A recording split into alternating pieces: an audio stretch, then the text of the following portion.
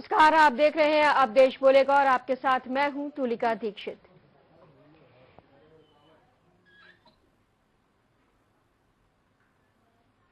जेटली के खुले पिटारे के बाद एक्साइज ड्यूटी को 1% लगाने के प्रस्ताव के बाद सराफा व्यापारियों ने सड़क का रुख कर लिया है और शुरू हो गया है नारेबाजी, धरना प्रदर्शन का खेल। लेकिन क्या वाकई इस आक्रोश के बाद अगर सरकार अपना रुख बदल भी दे और मान लिया जाए इनकी सारी शर्तें, तो क्या वाकई इनको कोई फायदा होगा या फिर कोई और है जो इनके कंधे पर बंदूक रखकर चलाने की कोशिश कर रहा है? इसी पर पेश है हमारी खास रिपोर्ट, हड़ताल की पड़ताल।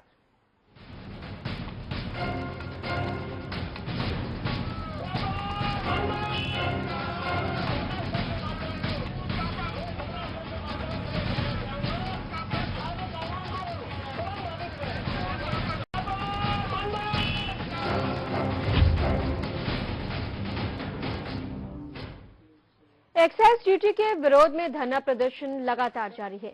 क्या यूपी, क्या बिहार और क्या उत्तराखंड, लगभग पूरे भारत में इसका भारी विरोध किया जा रहा है। सराफा व्यापारी लगातार सरकार को इस मामले में चेतावनी दे रहे हैं। इन शोर शराबों के बीच सरकार ने आखिर इन प्रदर्शनकारियों को शांत करने के लिए एक स्पष्टीकरण जारी किया है, जिसमें बताया गया है कि व्यापारियों को इससे किसी तरह का कोई नुकसान नहीं होने वाला। तो ऐसे में फिर ये हल्ला गुल्ला शोर शराबा क्यों किया जा रहा है? कोई तो है जिसकी शय पर हो रहा है ये सारा खेल। क्या है पूरा मामला, आइए दिखाते हैं आपको। सड़क पर छोटे सराफा व्यापारी, आलीशान बंगले में बड़े कारोबारी। हड़ताल से किसका फायदा? हड़ताल की सबसे बड़ी पड़ताल।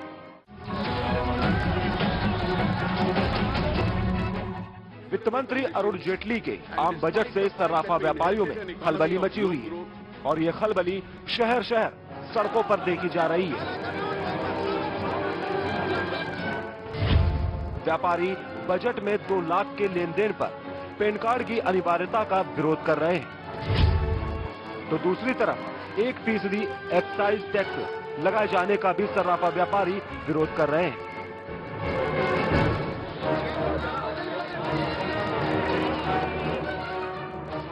छोटे सराफा व्यापारियों की माने तो 2 लाख की खरीदारी पर पैन कार्ड अनिवार्यता होने से गहने की खरीद पर फर्क पड़ेगा, क्योंकि सभी के पास पैन कार्ड आज भी नहीं है। ऐसे में गहनों की खरीद प्रभावित होगी।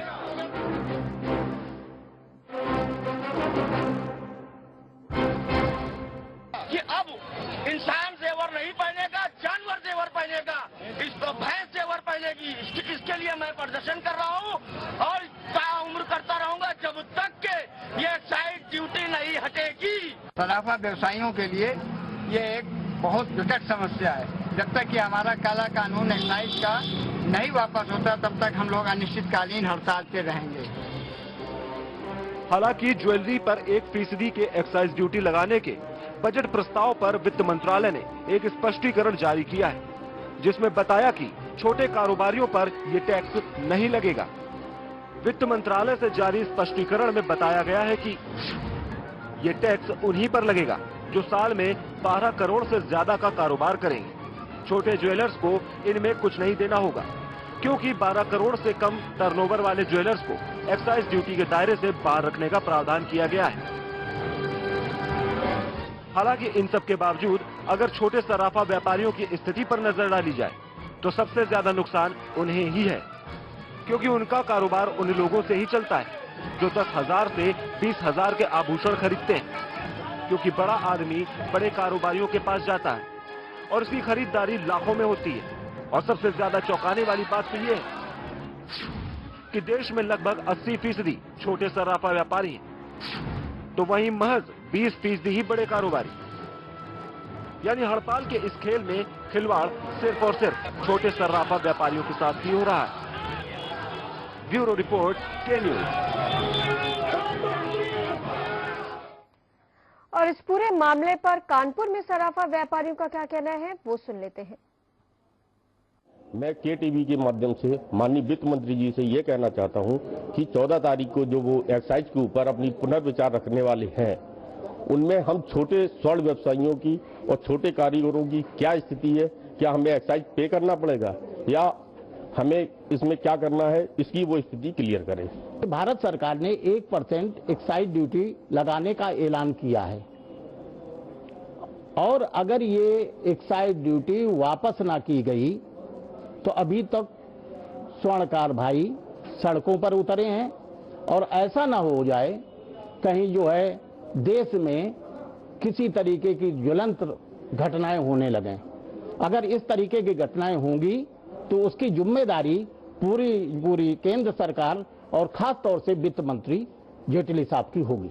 हमारा ये मानना है कि एक मोदी सरकार जो अपना ये विजन भी बना रही है कि हम लोगों के और दूसरे क्षेत्रों से भी इंस्पेक्टर राज खत्म हो, कानून को सरल किया जाए, लेकिन उन्होंने एक्साइज लगाकर ये तो और जटिल कर दिया, ये महसूस हो रहा है। आईजी सराफों से ऑर्डर ले आते थे, ऑर्डर में जो है हमें सोना दे देता था, हम बना लेते थे, बना के सराफ को दे आते थे। आज की सिचुएशन ये है, ना हमारे पास ऑर्डर है ना हमारे पास सोना है। अगर सोना भी है तो हम बना के किसको दें, तो हमें उसमें कोई भी काम नहीं। जब शराब की दुकान बंद तो हमारी दुकान पहले बंद हो गई। हर चीज ठप है। अब जो हमारे यहाँ नीचे छोटा सुनार जो लोगों से जुड़ा हुआ है, जो दैनिक मजदूरी पे काम करता है, वो अब धीरे धीरे परेशान होने लगा। उसके फाइनेंशियल प्लान सब पोजीशन खराब होती जा रही है। वो रोज काम करता था, रोज 400, 500, 600 पैसा करता था। अब वो चूंकि सारी दुकानें बंद होने के कारण उसका काम नहीं हो पा रहा और वो इस समय भुखमरी की हालत में होते जा रहे हैं धीरे धीरे।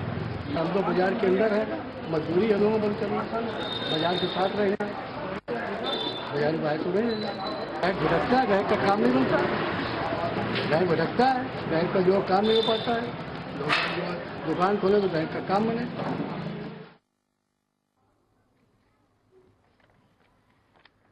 और एक्साइज ड्यूटी के विरोध में कानपुर में सराफा व्यापारी सड़क पर उतर आए हैं। लगातार उनका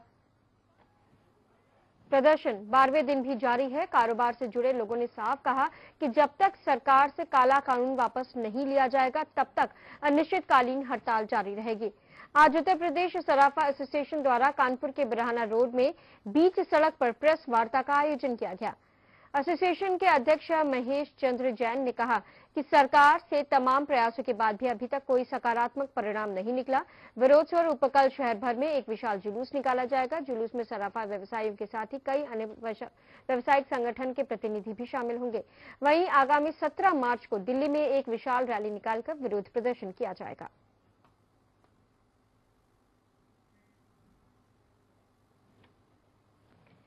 तो 12 दिन हो चुके हैं इस हड़ताल को और लगातार ये हड़ताल जारी है। आपको बता दें कि सराफा व्यापारी पूरे देश में इस वक्त हड़ताल पर हैं। 1% एक्साइज ड्यूटी लगाए जाने का विरोध किया जा रहा है। साथ ही कई अन्य मांगे हैं जिसको लेकर ये हड़ताल की जा रही है। फिलहाल जो जानकारी अभी तक मिल पाई है कि कल वित्त मंत्री अरुण जेटली इस मुद्दे पर अपना रुख साफ करेंगे, लेकिन एक सफाई इस मुद्दे पर जरूर आ गई है वित्त मंत्रालय की ओर से। उनका कहना है कि इस एक्साइज ड्यूटी का असर छोटे कारोबारियों पर नहीं पड़ेगा। 12 करोड़ से ज्यादा का कारोबार पर ही एक्साइज ड्यूटी लागू की जाएगी।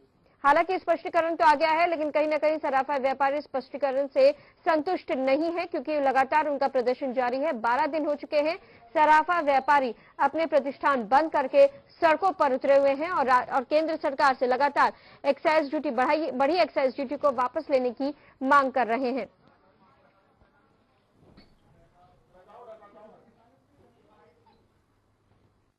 इस काले कानून से ला करके ये छोटे शराब और छोटे दुकानदारों को प्रॉब्लम होगी, उसका क्या निदान निकलेगा? इससे सिर्फ भ्रष्टाचार बढ़ेगा और कुछ नहीं होगा। सरकार से मेरी कोई लड़ाई नहीं है, उनकी इस पॉलिसी से लड़ाई है कि एक नया विभाग हमारे ऊपर थोपा जा रहा है जो कि इंस्पेक्टर राज बढ़ा देगा और छोटे बड़े हर व्यवसायी को परेशान किया जाएगा। हम ये नहीं कह रहे कि हर चीज का रोल बैक हो, शायद इस रोल बैक सबसे कहीं कष्ट आए। तो इसका हम लोगों का जो विरोध है कि हम लोगों को एक्साइज डिपार्टमेंट के अंतर्गत न डाला जाए। 1% जो टैक्स उन्होंने लगाया है वो हमारा जो कुंबा है, हमारा जो समाज है ज्वेलर्स का, वो उसका विरोध नहीं कर रहा है, वो डिपार्टमेंट का विरोध ज्यादा है। तो केंद्र सरकार द्वारा थोपी गई एक्साइज का विरोध किया जा रहा है और लगातार सराफा व्यवसायी इस हड़ताल में एकजुट नजर आ रहे हैं। अपने दुकानों को बंद करके, अपने प्रतिष्ठानों को बंद करके सड़कों पर उतरे हुए हैं। कहीं न कहीं भारी नुकसान इस व्यवसाय को भी हो रहा है। 12 दिन हो चुके हैं और इन 12 दिनों में आर पार की लड़ाई के मोड में नजर आ रहे हैं अब सराफा व्यापारी। हालांकि वित्त मंत्री अरुण जेटली की तरफ से ये बयान आया है कि इस मुद्दे पर कल वो अपना रुख साफ करेंगे, केंद्र सरकार का रुख साफ करेंगे, लेकिन अपनी मांगों को लेकर सराफा व्यापारी अटल नजर आ रहे हैं।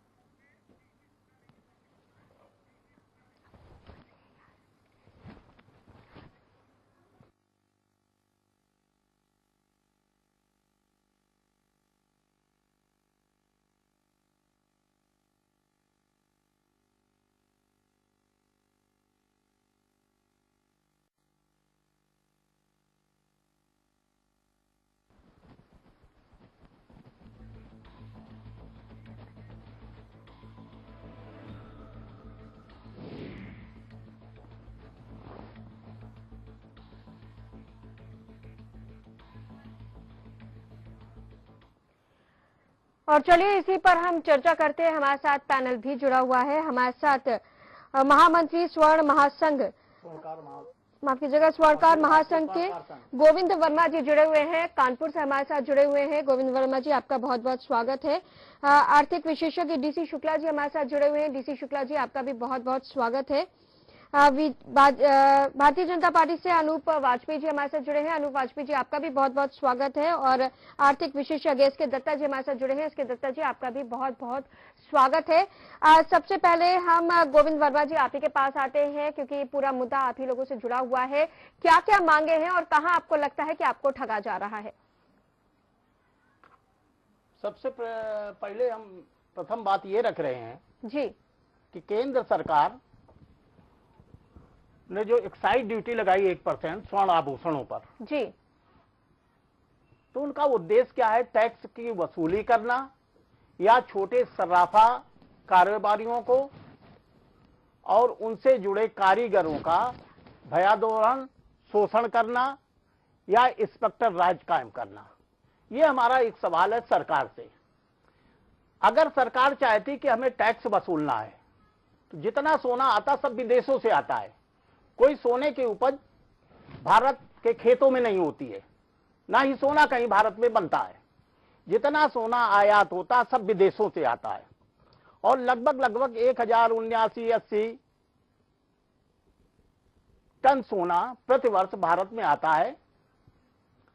और आयातक लोगों का कहना है कि ये सोना जो आता है भारतवर्ष में, ये आभूषणों के उपयोग में आता है। जी, सरकार से मेरा ये कहना है कि अगर आभूषण बनने के लिए सोना आता है, हाँ, तो वहीं पर 10% जैसे आयात शुल्क ले रहे हैं, 1% वैट पर ले रहे हैं, हाँ, तो वहीं पर 1% एक्साइज ड्यूटी उन्हीं पर लगा दी जाए। जैसे हमने देखा कि कई मिल हैं, जैसे जेके कॉटन मिल है कानपुर में। क्योंकि कानपुर की बात इसलिए रख रहा हूं क्योंकि कानपुर का मैं निवासी हूं। वैसे अखिल भारतीय स्वर्णकार संघ का मैं राष्ट्रीय महासचिव हूं। साथियों, इसलिए रख रहा हूं कि कोई भी कपड़ा अगर मिल में बनता है तो वहां का मजदूर बनाने वाला तो एक्साइज ड्यूटी नहीं देता है जी। ये ड्यूटी बनती है मिल मालिक की जो कपड़ा बनवा रहा है जी। तो ये हमारा कहना है कि जो वहां से सोना खरीद रहे हैं, ऐसे खरीदने वालों की संख्या लगभग भारतवर्ष में 2000 के करीब है। तो वो जो 2000, उनकी लिस्ट भी भारत सरकार के पास है। बैंकों से सोना मिलता है, उनकी भी लिस्ट भारत सरकार के पास है। तो वो लिस्ट एकत्र करके जितना सोना आ रहा हो विदेशों से, वहीं पर एक्साइज ड्यूटी लगा दी जाए। अगर वहां पर एक्साइज ड्यूटी लगा दी जाएगी तो हमारे यहाँ जो छोटे व्यवसायी हैं, सराफा व्यवसायी हैं या कारीगर हैं, तो उन पर इंस्पेक्टर राज हावी नहीं हो पाएगा। तो हमारी सबसे पहले जेटली साहब से ये मांग है कि अगर इंस्पेक्टर राज कायम करना है, भया दोहन कराना है भारत में, तो ये भया दोहन होने नहीं दिया जाएगा। क्योंकि हम देख रहे हैं कि 1963 में भी भारत सरकार ने गोल्ड कंट्रोल एक्ट लागू किया था। 1990 में आखिरकार केंद्र सरकार को वो एक्ट समाप्त करना पड़ा। उसकी लड़ाई हमने बराबर लड़ी 90 तक, और 25 सालों में स्वतंत्रता से लोगों ने काम किया।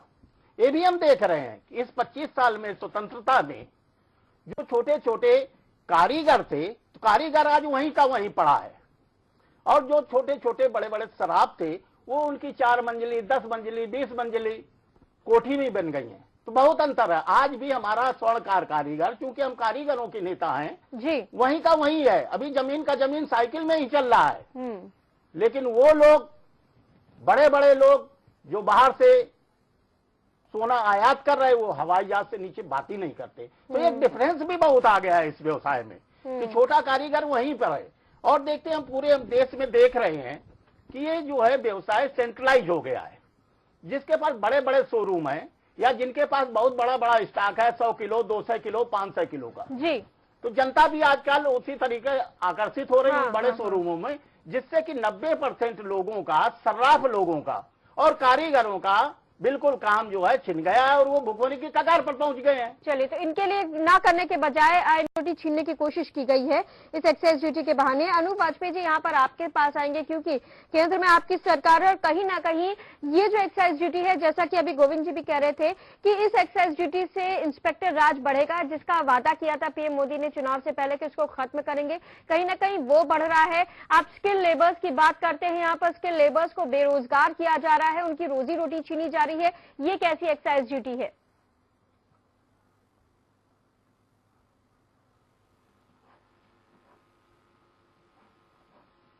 अनूप वाजपेयी जी, माफ कीजिएगा, अनूप वाजपेयी जी हमारे साथ इस चर्चा में शामिल नहीं है। हम रुक करेंगे डीसी शुक्ला जी का। डीसी शुक्ला जी, यहाँ पर आपके पास आएंगे। जैसा कि अभी गोविंद वर्मा जी कह रहे थे कि जो तकलीफें आनी चाहिए वो तकलीफें आ रही हैं और इससे काफी मुश्किलें भी आ रही हैं। हम हड़ताल की पड़ताल कर रहे हैं क्योंकि 12 दिन हो चुके हैं और पूरे देश भर के सराफा व्यापारी हड़ताल पर हैं और कहीं ना कहीं इनके व्यापार पर भी बुरा असर पड़ रहा है। लेकिन इसके पीछे की वजह क्या है, ये सब मुद्दों पर हम जानने की कोशिश कर रहे हैं। अपने दर्शकों से भी गुजारिश करेंगे कि आप हमें इस मुद्दे पर कॉल कर सकते हैं। टेलीफोन नंबर लगातार टीवी स्क्रीन पर फ्लैश हो रहे हैं। डीसी शुक्ला जी, यहाँ पर आपके पास आएंगे। जैसा कि अभी गोविंद जी कह रहे थे कि सिर्फ 2000 ऐसे वो हैं व्यापारी हैं जो एक्साइज ड्यूटी के दायरे में आते हैं, लेकिन जिस तरह से ये पूरा किया गया है, 1% एक्साइज ड्यूटी को लागू किया गया है, तो कहीं ना कहीं इसका जो असर है वो काफी व्यापक नजर आ रहा है। देखिए तुलिका जी, इसमें बहुत बड़ी चीज तो यह है कि इससे बहुत गलतफहमियां हैं। मैं गलतफहमियां भी इसको दूर करना चाहता हूँ। सरकार ने 4 मार्च को एक सर्कुलर निकाला है। उसमें इसके बारे में बहुत बड़ा स्पष्टीकरण भी दिया है। एक स्पष्टीकरण तो आपने बताया, जैसे हमारे वर्मा साहब जो राष्ट्रीय हमारे जो महामंत्री भी हैं स्वर्णकार संघ के, उन्होंने बताया कि 12 करोड़ तक का टर्नओवर जो होगा उसके ऊपर ही लगाया जाएगा। उससे नीचे अगर टर्नओवर है तो उस पर 6 करोड़ के ऊपर जब टर्नओवर बढ़ेगा, 50 लाख रुपए से ऊपर जब बढ़ेगा तब लगाया जाएगा। जहां तक छोटे स्वर्णकारों की बात है जो आभूषण बनाते हैं, उनके ऊपर टैक्स नहीं लगाया गया है। उनके ऊपर टैक्स नहीं है, वो जो प्रिंसिपल मैन्युफैक्चरर हैं उनके ऊपर लगाया गया, तो वो उससे एग्जेम्प्टेड है। जहां तक और बात है, उसमें स्पष्टीकरण में एक बात और कही गई है, इंस्पेक्टर राज वाली बात, कि एक्साइज डिपार्टमेंट में ऑटोमेटिक रजिस्ट्रेशन किया जाएगा। एक्साइज डिपार्टमेंट कोई इंस्पेक्टर वहां पर एज सच नहीं जाएगा, और इस तरह की काफी बातें सर्कुलर में की गई हैं। लेकिन एक बात बहुत बड़ी है जो हमेशा से उठती आई है, वो है अविश्वास। अविश्वास एक सराफा व्यापारी, मैं बार बार सुन रहा हूं सब जगह से, 1% एक्साइज देने के विरोध में नहीं है। उनका जो विरोध इस बात का है कि एक डिपार्टमेंट इन्वॉल्व हो रहा है, और जब कोई विभाग शामिल होता है, और पर्टिकुलरली एक्साइज डिपार्टमेंट, इस तरह का डिपार्टमेंट, उसके बाद होता है क्या है कि उनका एक शोषण स्टार्ट हो जाता है कर्मचारियों के माध्यम से कभी कभी, और उसमें भी कर्मचारी बहुत कम होते हैं जो बदनाम करते हैं पूरे डिपार्टमेंट को। तो ये एक जो पॉइंट है वो है, उसके लिए कल जैसे आपने बताया कि वित्त मंत्री साहब उसमें पार्लियामेंट में देंगे। और देखिए, कोई भी टैक्स किसी के ऊपर जबरदस्ती नहीं लगाया जा सकता। अगर लगाया जाएगा तो कैसे स्वीकार होगा? प्रजातांत्रिक देश है जिसमें वित्त मंत्री जी को भी इसको स्पष्ट करना चाहिए। और मेरा सुझाव है कि जो अपने सराफा एसोसिएशन के लोग हैं वो भी उसको पढ़ें। काफी चीजें उससे निदान मिल रहा है, काफी चीजें। और ये अब देखिए, ये टैक्स कई बार पहले भी प्रपोज हो चुका है, पहली भी 2012 में मैं किसी सरकार की बात नहीं करता, लेकिन इतने स्पष्टीकरण नहीं आए थे। इस सरकार ने बहुत अच्छे स्पष्टीकरण दिए हैं, और जो 4 मार्च का स्पष्टीकरण आया है, बहुत सी चीजें उसमें क्लियर हो रही हैं, सारी चीजें। लेकिन उसके बावजूद भी प्रॉब्लम क्या होती है, कि पहले तो शुरू में यही कहा जाता है कोई इंस्पेक्टर राज नहीं होगा, कोई प्रॉब्लम नहीं होगी, और 1 साल बाद उसका दायरा बढ़ा दिया जाता है, फिर वो लोग आना शुरू कर देते हैं। तो ये बात सही, आज का जो माहौल है कि व्यापारी लोग सारा टैक्स भी देते हैं और एम्प्लॉयमेंट भी देते हैं और उनको खराब निगाह से देखा जाता है, शक के दायरे से देखा जाता है। तो ये बेसिक प्रॉब्लम ही अविश्वास का जो माहौल है, इससे ऊपर उठने की बात है। इसके लिए सरकार को बिल्कुल स्पष्ट नीति के साथ सामने आना पड़ेगा। और ये तो मैं पक्का जानता हूँ, सराफा व्यापारी जितने भी हैं वो टैक्स नहीं अवॉइड करना चाहते हैं, टैक्स देना चाहते हैं। उनका सारा का सारा जो विरोध है, जो भी विरोध है, इसलिए कि उसको इम्प्लीमेंट कैसे किया जाएगा उसके ऊपर है। चलिए, टैक्स एक्सपर्ट मनीष हिंदवी जी हमारे साथ जुड़े हुए हैं। मनीष हिंदवी जी, जैसा कि अभी डीसी शुक्ला जी कह रहे थे कि कहीं ना कहीं बहुत सारी भ्रांतियां हैं। ये जो 1% एक्साइज ड्यूटी लगाने की बात की गई है, इसको लेकर जो एक्साइज ड्यूटी है इसका विरोध नहीं हो रहा है, विरोध इस बात का हो रहा है कि इसमें कहीं ना कहीं पूरा डिपार्टमेंट इन्वॉल्व हो रहा है।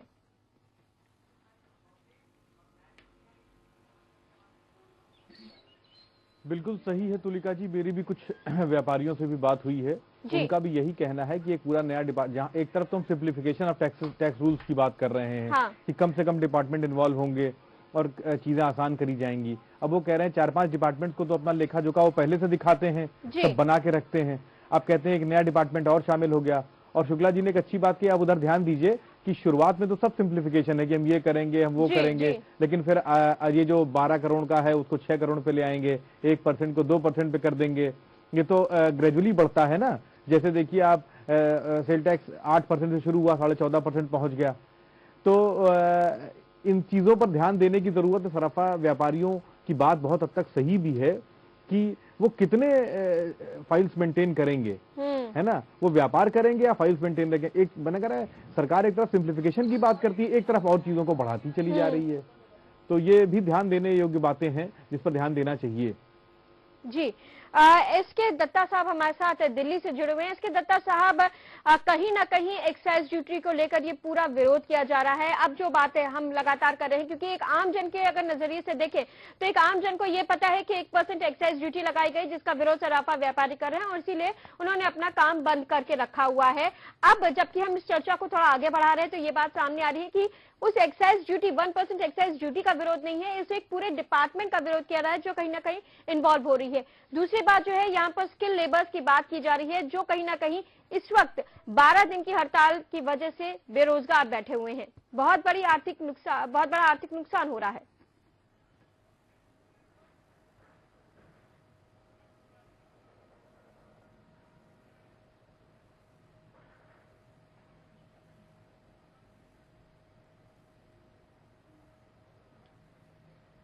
देखिए इसमें उन तक आवाज नहीं पहुंच पा रही है। जी डीसी शुक्ला जी, इसमें देखिए बहुत अगर सिंप्लीफाई गवर्नमेंट इसमें कर दे कि जैसे एक्साइज डिपार्टमेंट है कि जो भी टर्नओवर व्यापारी भाई दिखा रहे हैं अपनी बैलेंस शीट में दिखा रहे हैं, आयकर में सभी भर रहे हैं, रिटर्न सारे लोग भर रहे हैं। बहुत सिंपल करके जो उसका सिंपल 1% आता है सालाना उसको टैक्स दे दें जी, बजाय इसके किसी को पावर दिया जाए वो उनके रोजमर्रा के खाते चेक करें, रोज उनके रिटर्न। वैसे रिटर्न में क्लैरिफिकेशन में है, अभी तो स्टार्टिंग में यही है कि रिटर्न नहीं भरना होगा, रिटर्न मंथ में 1 भरना होगा, लेकिन ये बढ़ जाती हैं सारी चीजें। तो बहुत ही क्लियर कर दें कि नहीं साहब इसमें कुछ नहीं, साल में 1% जो है वो दे दिया जाएगा, बाकी कोई इसके लिए एक्ट में चेंज करके साफ साफ कर दिया जाए, नहीं तो एक्ट में बाद में बदलाव ले लिया जाता है और व्यापारी भाइयों को बहुत प्रॉब्लम होती है इसमें सारी। वही जो बहुत बढ़िया बात की, कितने डिपार्टमेंटों को दिखाएगा। आज न्यूक्लियर फैमिली 1-1, 2-2 व्यापार करने वाले लोग आ नहीं रहे हैं। आज हर आदमी तो जॉब में जाना चाहता है, कितने व्यापार, हर व्यापारी 5-5 लोगों को एम्प्लॉयमेंट देता है। अब व्यापार, उसके बाद भी व्यापार को शक की निगाह से देखते हैं, तो ये कैसे चलेगा। एक तरफ तो हमारे प्रधानमंत्री जी कह रहे हैं साहब स्टार्ट विदेशों से लोग ले आ रहे हैं व्यापारी, और हमारे अपने ही व्यापारी अगर वो खुद ही त्रस्त हैं तो बाहर से कौन आके यहाँ व्यापार करेगा। जाहिर तौर पर गोविंद वर्मा जी, अभी इस पूरी चर्चा को हम जैसे कि आगे बढ़ा रहे थे, बहुत सारी ऐसी चीजें हैं जिनके बारे में आप चर्चा करना चाह रहे थे और जिनके बारे में यहाँ पे हमारे एक्सपर्ट्स भी बता रहे हैं। अब आप क्या कहेंगे, बहुत सारी चीजें खुल के सामने आई हैं।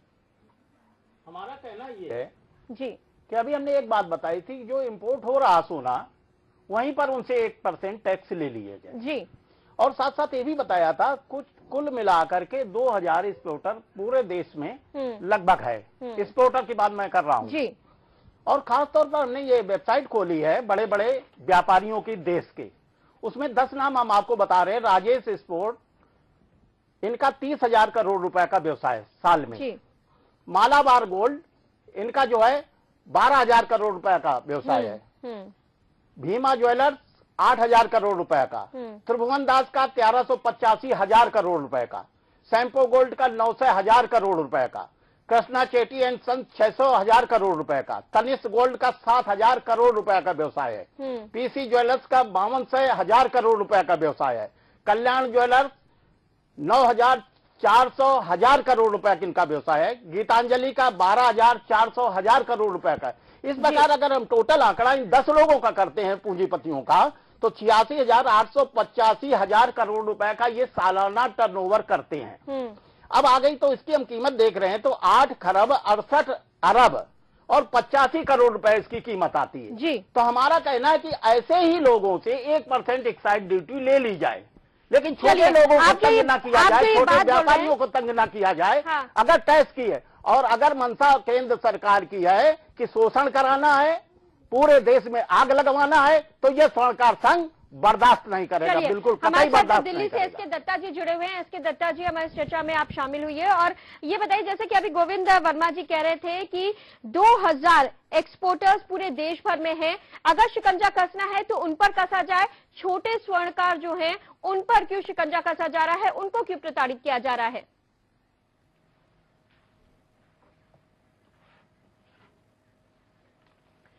मेरे हिसाब से लगता है, मेरे पहले किसी और वक्ता ने ये बात बहुत क्लियर वे में कह दी थी कि छोटे जो ज्वेलर्स है उनको किसी तरह से वो नहीं किया जा रहा है और ना ही उनके ऊपर एक्साइज ड्यूटी का ये 1% का जो है वो उनके ऊपर लागू है। ये सारे जो चीजें हैं ये बड़े जितने सारे एक्सपोर्टर्स है, उद्योग घराने हैं, उनके ऊपर है ये पूरा चीज और उन पे लागू होने जा रहा है। सरकार ने बहुत पहले भी स्पष्टीकरण दी है, 2-3 बार सर्कुलर आ चुका है भारत सरकार की तरफ से और अभी जो बजट में जिस तरह का घोषणा हुआ है वो उसी सर्कुलर को ध्यान में रखते हुए वो घोषणा किया जा रहा है। ये कहीं ना कहीं पे छोटे जितने सारे ज्वेलर्स हैं और छोटे जितने सारे उद्योग घराने के लोग हैं उनको कहीं ना कहीं पे कुछ राजनीतिक संगठन अपने राजनीतिक मंशाओं के चलते कहीं ना कहीं पे भ्रमित करने की कोशिश कर रही है और गुमराह करने की कोशिश कर रही है। यहाँ पे हमें ये भी देखना होगा कि आर्थिक दृष्टिकोण से कितना हद तक जायज है ये 1% का शुल्क लगाना।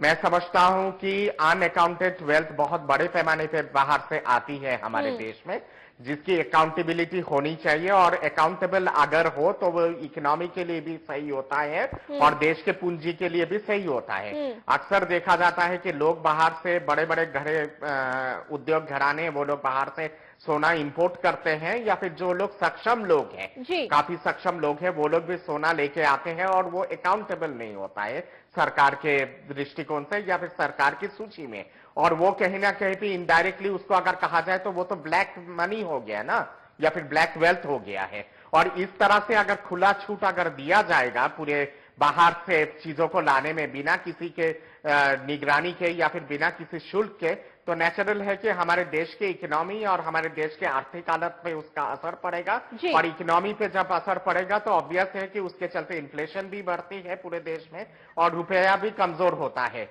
यूपीए सरकार के 10 साल के कार्यकाल में ये देखा गया है कि सोना एक बहुत बड़ा वजह था इन्फ्लेशन का और एक बहुत बड़ा वजह था रुपये का कमजोर होने का, और उस दौरान के फाइनेंस मिनिस्टर ने भी कदम उठाया था पी चिदम्बरम साहब ने, और अरुण जेटली जी ने जो कुछ किया है वो उसी दृष्टिकोण को ध्यान में रखते हुए और देश के सारी चीजों को ध्यान में रखते हुए वो चीज किया गया है। मुझे नहीं समझ में आता है कि छोटे उद्योग घराने के लोग हैं या फिर जो सिंगल एंटिटी ज्वेलर्स है वो इतना क्यों उत्तेजित हो रहे हैं इस पूरे चीज को लेकर। कहीं ना कहीं जो बात आप कह रहे हैं उसको लेकर कहीं ना कहीं दत्ता साहब भ्रांति है और यही वजह है कि लगातार जो बड़े प्रतिष्ठान, बड़े व्यापारी तो इस हड़ताल पे उतनी सक्रिय भूमिका नहीं निभा रहे हैं जितना कि यहाँ पर छोटे स्वर्णकार हैं वो सक्रिय भूमिका निभा। पूरे देश में सराफा व्यापारी हड़ताल पर हैं, 12 दिन हो चुके हैं इस हड़ताल को लेकर। जैसे जैसे हमारी चर्चा को हम आगे बढ़ा रहे हैं बहुत सारी चीजें साफ होती जा रही हैं, बहुत सारी चीजें स्पष्ट होती जा रही हैं। कहीं ना कहीं सराफा व्यापारी खुद इस असमंजस में है कि आखिर वो कहां पर फंस गए हैं, क्योंकि वो खुद साफ नहीं अपनी स्थिति को समझ पा रहे हैं। इसी पर हम चर्चा कर रहे हैं और स्थिति को भी हम साफ करने की लगातार कोशिश भी कर रहे हैं। मनीष हिंदवी साहब, यहां पर हम आपके पास आएंगे, आपसे ये जानने की कोशिश करेंगे 1% एक्साइज ड्यूटी की जैसे बात हो रही थी, विरोध इसको लेकर हो रहा था, अब ये चीज साफ हो पाई है कि यहाँ पर विरोध उसको लेकर नहीं हो रहा है। कॉम्प्लेक्सिटीज की जो आपने बात बोली थी उस पर भी डीसी शुक्ला जी ने कहा कि उस कॉम्प्लेक्सिटीज को कम करने की जरूरत है। सर्कुलर जारी किया गया है केंद्र सरकार की ओर से, लेकिन उस सर्कुलर के बारे में लोगों को ज्यादा जानकारी नहीं है। अगर हम आपसे एक टैक्स एक्सपर्ट के तौर पर जानने की कोशिश करें कि ये जो 1% एक्साइज ड्यूटी है इसका असर किस तरह से पड़ेगा इन सराफा व्यापारियों पर, क्या इतना व्यापक असर पड़ेगा कि उनको सड़कों पर उतरना पड़ेगा? स्वर्णकार, जो छोटे स्वर्णकार हैं उन पर इसका असर नहीं पड़ेगा, अभी तक जो बात सामने आई है उस पर?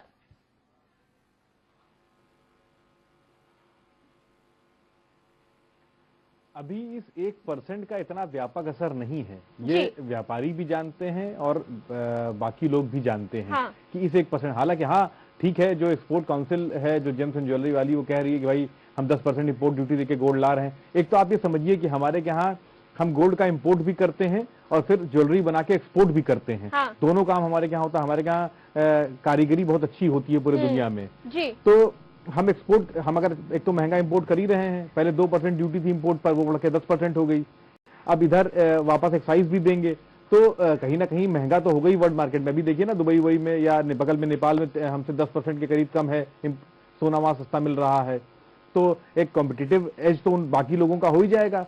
और दूसरी बात, जैसे भी दत्ता साहब ने कहा, उस पर मैं आपका ध्यान तुलिका जी ले जाना चाहूंगा कि भ्रांति अब कोई नहीं है किसी चीज की। हाँ। या जैसे शुक्ला जी ने कहा कि सर्कुलर आ गया, इस इंटरनेट के युग में भ्रांति किसी चीज को लेके नहीं है, सिर्फ डर और खौफ सरकारी विभागों का है। डर और खौफ नहीं है। मनीष हिंदवी जी, यहाँ पर बात यह है कि जो हमारे छोटे स्वर्णकार हैं, जो कारीगर हैं, जो कोलकाता से आकर यहाँ पर अपना काम कर रहे हैं, जो डाई कर रहे हैं, जो सफाई कर रहे हैं, धुलाई कर रहे हैं, उनको ना ही उस सर्कुलर के बारे में जानकारी है, ना ही वो उस सर्कुलर को पढ़ रहे हैं। उनको वही बताया जा रहा है जो उनके मालिक ने बताया है, या फिर आसपास जो 4 लोग बैठ के बात कर रहे हैं तो उनको यही जानकारी है। उनको नहीं पता कि जो 1% एक्साइज ड्यूटी है उसका असर उन पर किसी भी तरह से नहीं पड़ेगा।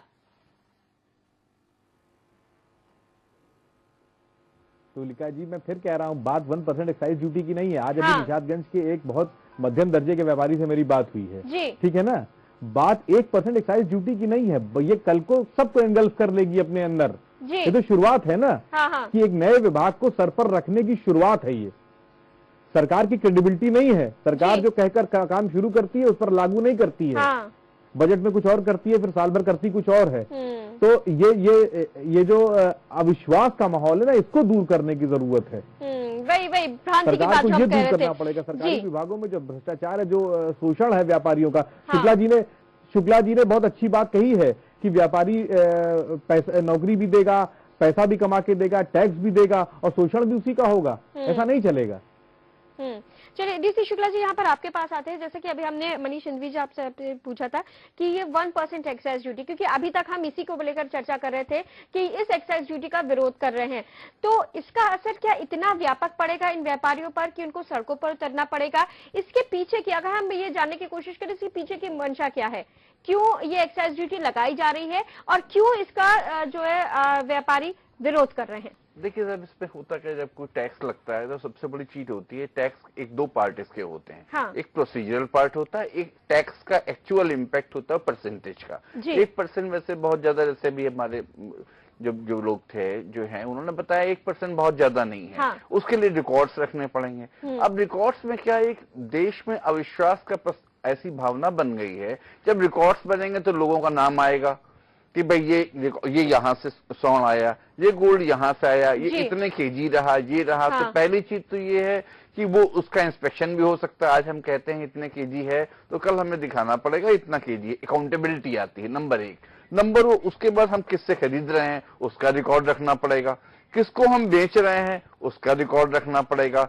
तो एक बात आती, कभी कभी इस तरह के डिपार्टमेंट कभी होते हैं जिससे खरीद रहे हैं उसके पास नोटिस भेजते हैं, उससे इंक्वायरी करते हैं, जिसको हम बेच रहे हैं उससे इंक्वायरी करते हैं। तो एक व्यापारी का माहौल, एक उसको ऐसा लगता है कि नहीं साहब खराब हो रहा है, अभी तक तो अनियंत्रित क्षेत्र में चल रहा था। देखिए, अगर आप देखिए भारत में 3 क्षेत्र अभी तक ऐसे चल रहे थे, ये लोगों को लग रहा था कि जिसमें बहुत ज्यादा भारी इन्वेस्टमेंट हो रहा है। हाँ। सबसे पहले एक शेयर का डिपार्टमेंट था, शेयर मार्केट। तो गवर्नमेंट ने इतने ज्यादा कानून उसमें लिया है कि आज शेयर मार्केट का जो हाल है किसी से छुपा नहीं है। उसके बाद एक रियल एस्टेट का आया, रियल एस्टेट रेगुलेटर्स की बात आई गई है, रियल एस्टेट मार्केट वैसे ही बहुत। तीसरा एक स्वर्ण वाला। 3 ही मार्केट एक ऐसी थी जो लोग कह रहे थे कि बहुत तेजी पे है, और यहाँ पर कहना चाहिए जो सरकार की निगाह में, मैं सरकार की निगाह में ये डिपार्टमेंट ऐसे थे, इसमें बायर का सेलर का कोई रिकॉर्ड ट्रैक नहीं हो रहा है। ये कहीं ना कहीं जो जैसे कि दत्ता साहब कह रहे थे डीसी शुक्ला जी की नियंत्रण करने की कोशिश की जा रही है, सरकार उनको नियंत्रण करने का प्रयास, लेकिन नियंत्रण में होता क्या, उनका शोषण होता है। चलिए एक दर्शक हमारे साथ जुड़े, उनसे हम बात कर लेते, फिर आपके पास वापस आते हैं। गाजियाबाद से विनोद जी, स्वागत है आपका, बताइए क्या कहेंगे।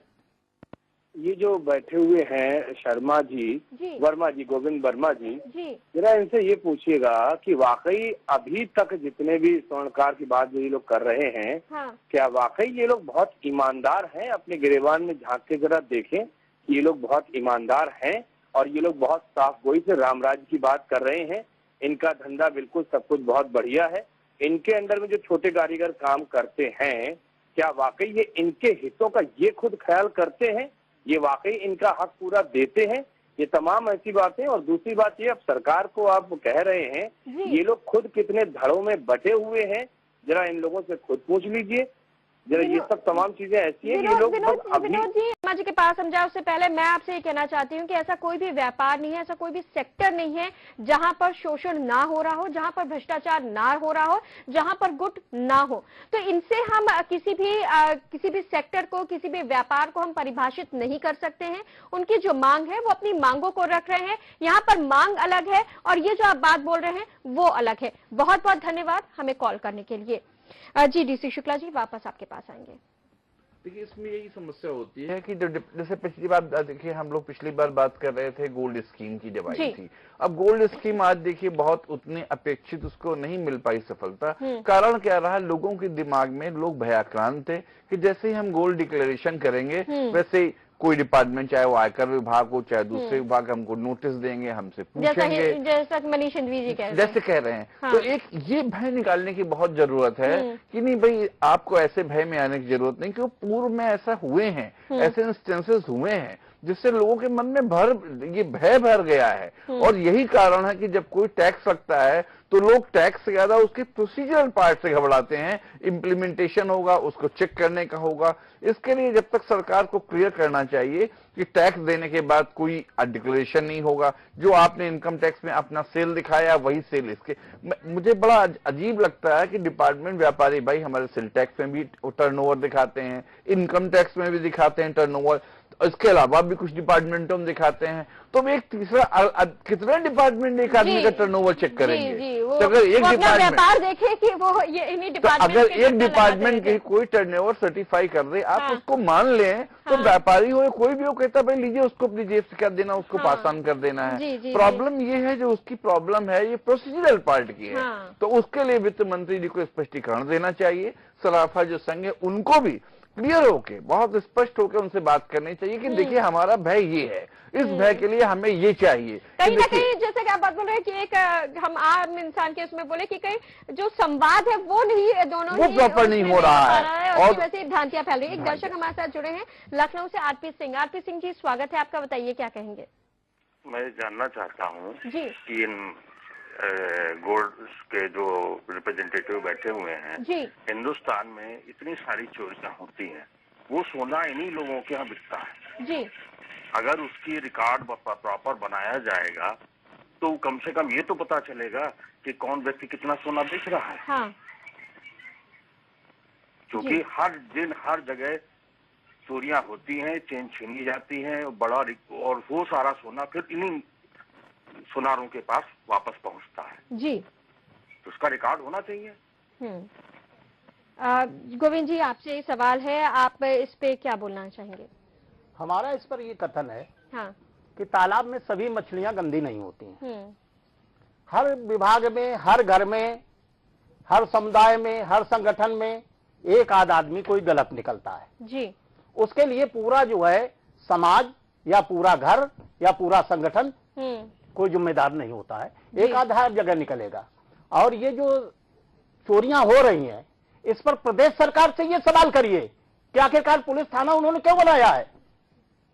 उनसे आपने कभी सवाल नहीं किया। आप राजनीतिक दलों से करिए ऐसा क्यों हो रहा है, आप प्रशासन से करिए क्यों हो रहा है? गोविंद जी उनका सवाल यहाँ पर ये है कि कहीं ना कहीं जो मार्केट में सोना है वो घूम फिर के जो स्वर्णकार हैं, जो इस व्यवसाय से जुड़े लोग हैं, उन्हीं के पास आता है। अगर चोरी भी होती है कोई चेन तो वापस उसको बेचने के लिए वो ज्वेलर्स के पास ही जाते हैं। तो कहीं ना कहीं ये सोना पूरे देश में जो घूम रहा है वो उन्हीं के हाथ में आ रहा है, जो कि अनरजिस्टर्ड है, कहीं ना कहीं उसका लेखा जोखा नहीं है। आरपी सिंह साहब का कहना है कि उसका लेखा जोखा क्या आपको नहीं लगता बहुत जरूरी है, होना चाहिए? हर जगह लेखा जोखा होता है, हर प्रदेश में बैट लगता है, बिना बैठ के कोई भी आभूषण नहीं बिकता है। कोई भी आपके रूम में पहुंच जाइए, सब रजिस्टर्ड दुकानें हैं। कुछ जो कारीगर हैं वो रजिस्टर क्यों कराएंगे? कोई, क्योंकि वो सेल नहीं कर रहे हैं। उनका काम है ग्राहकों का सोना आना और बना करके उनको दे देना। तो जितना कारीगर समुदाय है उसको कोई रजिस्ट्रेशन का बैट में कराना जरूरी नहीं है।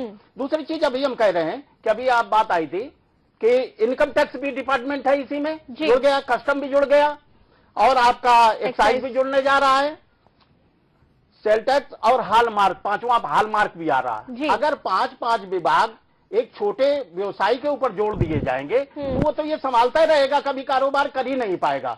हमारी शिकायत ये है सरकार से, हमारी तो ऐसा लग रहा है कि सरकार की मंशा है जो बड़े कारपोरेट घराने हैं उनको फायदा पहुंचाने की नीयत है सरकार की, क्योंकि उनके एक छत के नीचे सभी काम हो जाता है। आप देख लीजिए कि उनके कहीं ना कहीं शिकंजा भी तो उन्हीं पर कसा जा रहा है। गोविंद जी नहीं, तो स्पष्ट करें इस पर भारत सरकार, कल वित्त मंत्री जी स्पष्ट करें कि नीचे के कारोबारियों पर और कारीगरों पर छिलाई पालिश इस तरीके जितने हमारे 5 प्रोसेस से निकल के जाता है ये आभूषण, उन पर किसी तरीके का कोई भी टैक्स नहीं लगेगा। हमारा तो सीधा मुद्दा है, जो कारपोरेट घराने से लेना चाहते हैं, शिकंजा उन पर कसना चाहते हैं, तो जो आयात हो रहा है वहीं लगा दें टैक्स, इसके बाद कोई मुद्दा नहीं रहेगा। चलिए, ये जो कोई मुद्दा नहीं रहेगा, ना कोई हड़ताल करेगा हमारे समझ में, टैक्स अगर वहां लग जाता है। एक दर्शक हमारे साथ जुड़े हैं प्रतापगढ़ से, हरिओम। हरिओम जी, स्वागत है आपका, बताइए क्या कहेंगे? हाँ, सबसे पहले तो आपका बहुत बहुत धन्यवाद कि आप पहले ऐसे न्यूज चैनल हैं जिन्होंने जो है हमारी बात को उठाया और सरकार तक पहुंचा रहे हैं। अभी तक देश में कोई ऐसा न्यूज चैनल नहीं हुआ जो हमारी बात को, जो इतनी गंभीर समस्या है उसको उठाया हो। दूसरी बात, हम लोग टैक्स देने से नहीं डरते हैं। सरकार चाहे जितना ले ले, 100 रुपए से 100 रुपया टैक्स ले ले, लेकिन जो इंस्पेक्टर राज है, आपको जानकर ताजुब होगा कि अगर हमको 1000 रुपया टैक्स देना है तो उसके पीछे हमको 25,000 रुपया कम से कम रिश्वत देनी पड़ती है। चाहे वो सेल टैक्स विभाग हो, चाहे वो इनकम टैक्स विभाग हो, चाहे कुछ भी हो। और ये वकील और इंस्पेक्टर दोनों मिल के जो है खाते हैं। तो ऐसे टैक्स लगाने से क्या फायदा कि 1000 रुपया टैक्स के लिए 25,000 रुपया टैक्स देना पड़ता है। सरकार को कुछ ऐसा रास्ता निकालना पड़ेगा कि व्यापारियों को राहत भी मिले और सरकार को टैक्स मिले। जो बिचौलिए, जो अधिकारी और वकील है, इनसे व्यापारियों को फुर्सत दे, ये मेरा कहना है। चलिए, बहुत बहुत धन्यवाद हरिओम जी हमारे साथ जुड़ने के लिए और अपनी बात रखने के लिए। कहीं ना कहीं यही एक संवाद की बात जो हम कह रहे थे वो उसकी कमी है, जिसकी वजह से इतनी सारी भ्रांतियां, इतनी सारी गलतफहमी सरकार और इस व्यापार से जुड़े लोगों के बीच हो गई है। हालांकि कल वित्त मंत्री अपना रुख स्पष्ट करेंगे और उम्मीद है कि ये जो समस्याएं आ रही हैं इनका समाधान जरूरी। दर्शक हमारे साथ जुड़े हैं कैलाश अग्रवाल दिल्ली से। कैलाश अग्रवाल जी, बहुत बहुत स्वागत है आपका, बताइए क्या कहेंगे?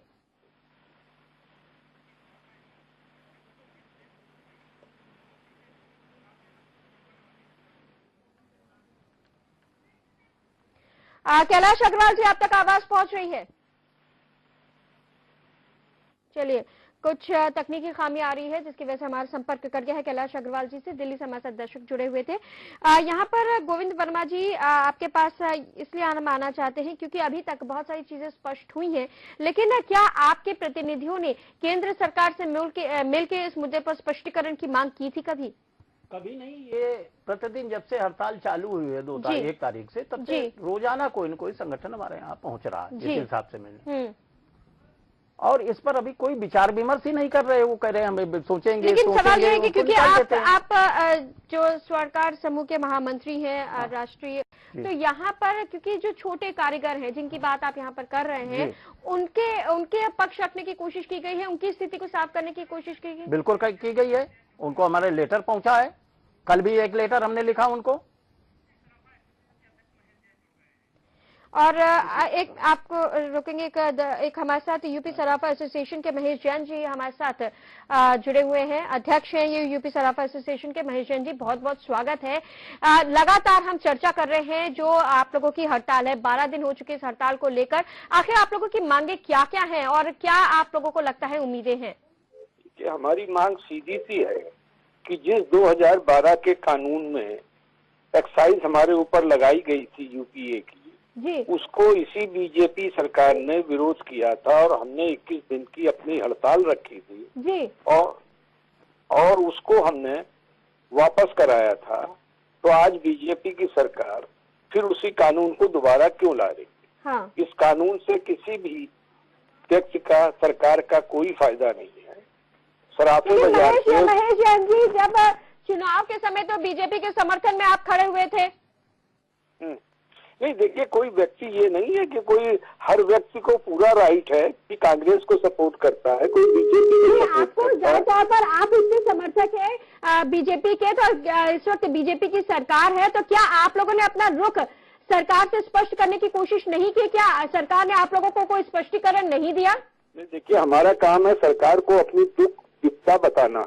हम जेटली जी से 2 बार मिल चुके, जो कि हमारे वित्त मंत्री हैं जी, हम होम मिनिस्टर से मिल चुके, हाँ, हम स्टेट फाइनेंस मिनिस्टर से मिल चुके जेटली जी से, और अपनी जितनी भी समस्याएं हमारे ट्रेड की और व्यापार की हैं उनको पूरी तरह से उनको अवगत करा दिया है। लेकिन महेश जैन जी, ये जो 1% एक्साइज ड्यूटी की हम बात कर रहे हैं, ये तो सिर्फ जो बड़े व्यापारी हैं उन पर ही लागू हो रही है। छोटे और मझोले व्यापारी तो इसके दायरे में ही नहीं आ रहे हैं कहीं ना कहीं। लेकिन जो सड़कों पर नजर आ रहे हैं वो छोटे और मझोले व्यापारी हैं। बड़े व्यापारी तो अपने बंगलों में बैठे हुए हैं। देखिए, बंगलों में बैठे होंगे, छोटे व्यापारी और सुनार जब सड़क पे हैं तो ये इस सेल्फ में क्लियर है कि उनके ऊपर बिकता है, उनके ऊपर तो असर ही नहीं हो रहा ना महेश जैन जी, यही तो बात है।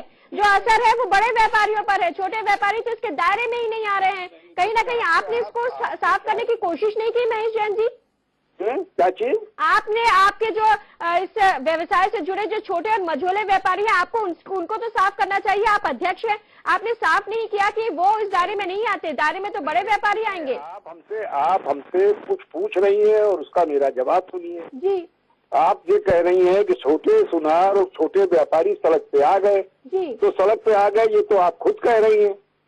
वो सड़क पर विरोध कर रहे हैं महेश जैन जी, लेकिन वो इस एक्साइज ड्यूटी के दायरे में नहीं आ रहे हैं। भाई, आप जोर से बोल रही हैं, इसका मतलब ये तो नहीं कि सच्चाई हो गई। किसी चीज को पहले सुन लीजिए। हमारे साथ एक्सपर्ट्स बैठे हैं और उनका ये कहना है कि इस 1% एक्साइज ड्यूटी के दायरे में नहीं आते। हमारे पास टैक्स एक्सपर्ट्स बैठे हुए हैं, हमारे साथ आर्थिक विशेषज्ञ बैठे हैं और वो कह रहे हैं कि 1% एक्साइज ड्यूटी में छोटे और मझोले व्यापारी नहीं आते हैं, बड़े व्यापारी आते हैं। बड़े व्यापारी आते हैं तो बड़े व्यापारी उसको देंगे। बड़े व्यापारियों के पास ये है, उनके पास एक्सपर्ट है, अकाउंटेंट है, वो दे देंगे। जो सरकार ने सीमा बनाई है 6 करोड़ रुपए की, वो अपनी जगह सही है, लेकिन हमारे यहाँ एक जेवर को बनाने में 6 लोग कारीगर इन्वॉल्व होते हैं। कहीं कटिंग होती है, कहीं पॉलिश होती है, कहीं तार खिंचता है, कहीं डाई बनती है। इसका निर्णय कैसे करेगा कि वो 6 व्यापारियों का टर्नओवर 6 गुना हो जाएगा, और उसका ये निर्णय कौन करेगा? महेश जैन जी, क्या आपको नहीं लगता कि बहुत सारी गलतफहमी, बहुत सारी भ्रांति है? हम अपनी आवाज नीचे कर रहे हैं, आप अपनी आवाज ऊंची करके उन लोगों तक अपनी आवाज पहुंचाइए, उस भ्रांति को दूर कीजिए। जब आप मेरी बात सुनेंगी तभी तो मैं आपको सब बात बताऊंगा जी। जब जिसका निर्णय कौन करेगा कि कौन सा सुनार, कौन सा छोटा दुकानदार का टर्नओवर कितना है, उसको उसके खाते से प्रूफ करना पड़ेगा, उसको फिजिकल स्टॉक से प्रूफ करना पड़ेगा। जब हिंदुस्तान में मात्र 4.5 करोड़ आदमी इनकम टैक्स देता है, तो बाकी जो 120, सुन लीजिए मेरी बात, प्लीज सुन लीजिए बेटे, जो 120 करोड़ आदमी है उसके अंदर सुनार और छोटे शराब भी हैं। जो इनकम टैक्स की महेश जैन जी, जो अभी तक हमारी चर्चा है उसमें जो 12 करोड़ से ज्यादा का व्यापार कर रहे हैं कारोबारी, उन्हीं पर ये लागू होता है। जो छोटे व्यापारी हैं, जो फुगनी लगाकर अंगूठी छोटी छोटी बना रहे हैं, कान के बुंदे बना रहे हैं, वो इस दायरे में नहीं आते हैं। जो कारीगर हैं वो इस दायरे में कहाँ से आ जाएंगे, आप ये बताइए। बात सुनते, ये वो कैसे प्रूफ करेंगे कि उनका टर्नओवर कितना है? ये वही व्यक्ति प्रूफ करेगा जो उनके यहाँ चेकिंग करने आएगा। ये इस बात का निर्णय कैसे होगा जब ऑलरेडी, जब आप सुन लीजिए बेटी, जो हमारी बात कह रहे हैं तो हमें बोलने दीजिए, या आप खुद बोल लीजिए, हमसे हाँ करा लीजिए। ऐसा है, हमारा जो विरोध है वो काले धन को रोकने का नहीं है। हमारा विरोध ये है कि सरकार ने जो लगाया है यह 6 करोड़ से ऊपर है और छोटे कारीगर पे नहीं है, तो उनके ऊपर ऑलरेडी इनकम टैक्स, कस्टम और वेट ऑलरेडी लगा हुआ है। उनका पर्पस जो है वो मैन्युफैक्चरर पे लगाने वाला है। मैन्युफैक्चरर कौन है, उसका टर्नओवर कितना है, ये एक सेपरेट इशू है। महेश जैन जी, हम आपको बीच में रोकना चाहेंगे क्योंकि समय हमें अब इजाजत नहीं दे रहा है। हम चर्चा को आगे बढ़ाएं। बहुत बहुत धन्यवाद हमारे साथ जुड़ने के लिए। लेकिन विडंबना ये है कि आप यूपी सराफा एसोसिएशन के अध्यक्ष हैं और आप खुद इस चीज को लेकर स्पष्ट नहीं है कि आखिर ये 1% एक्साइज ड्यूटी जिसका आप लोग विरोध कर रहे हैं, ये आखिर लागू किस पे हो रही है और इसका असर किस पे पड़ेगा। और शायद यही वजह है कि 12 दिन से हड़ताल चल रही है और इसका नतीजा कुछ भी नहीं निकल रहा है। बहुत बहुत धन्यवाद अपने सभी मेहमानों का करेंगे। गोविंद वर्मा जी, आपका बहुत बहुत धन्यवाद। टीसी शुक्ला जी, आपका भी बहुत बहुत धन्यवाद। मनीष हिंदवी जी, आपका भी बहुत बहुत धन्यवाद। एस के दत्ता जो बीच में हमारे साथ थोड़ी देर के लिए जुड़े थे, आपका भी बहुत बहुत धन्यवाद। अब देश बोलेगा में फिलहाल इतना ही।